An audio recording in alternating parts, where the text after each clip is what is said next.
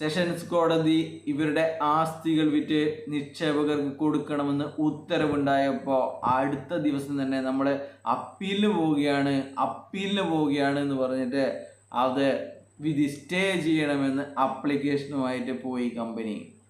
എന്തുകൊണ്ട്? നിക്ഷേപകർക്ക് പണം കൊടുക്കാനല്ലേ നിയമം പറയുന്നത്. അതിനെ തടയിട്ടപ്പോൾ അങ്ങനെയാണെങ്കിൽ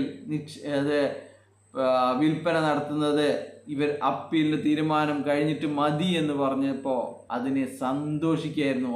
FIR ഇട്ടവർക്ക് പൈസ കിട്ടൂല, അതിനുള്ള പണി നമ്മോൻ്റെ കമ്പനി എടുത്തിട്ടുണ്ട്, നമ്മുടെ കമ്പനിയോട് കളിച്ചു കഴിഞ്ഞാൽ ഇങ്ങനെ കിട്ടും, നിക്ഷേപകർക്ക് പൈസ കിട്ടില്ല എന്ന് പറഞ്ഞ സന്തോഷമായിരുന്നു പിന്നിലൂടെയുള്ള നടപടികൾ എന്ന് പറയുന്ന ഗ്രൂപ്പിലൊക്കെ.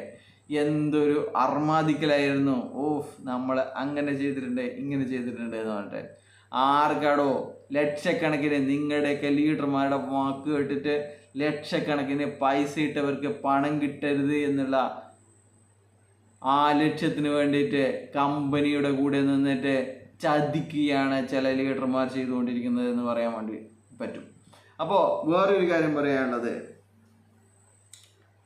എന്നിട്ട് ഹൈക്കോടതിയിൽ ഇവർ പറഞ്ഞു, നമ്മുടെ സാധനങ്ങളൊക്കെ വിൽക്കുന്നു, നമ്മുടെ കാറ് വിൽക്കുന്നു, നമ്മുടെ വീട് വിൽക്കുന്നു, അത് പാടില്ല, നമ്മൾ അപ്പീലിന് പോവും എന്ന് പറഞ്ഞിട്ട് 40 ദിവസം അത് ഡിലേ ആക്കി എന്നുള്ളതാണ്.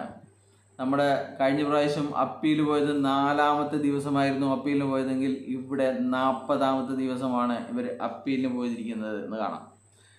അപ്പോൾ എന്നിട്ടും അതിൽ ചില കാര്യങ്ങളൊക്കെ ഇവർ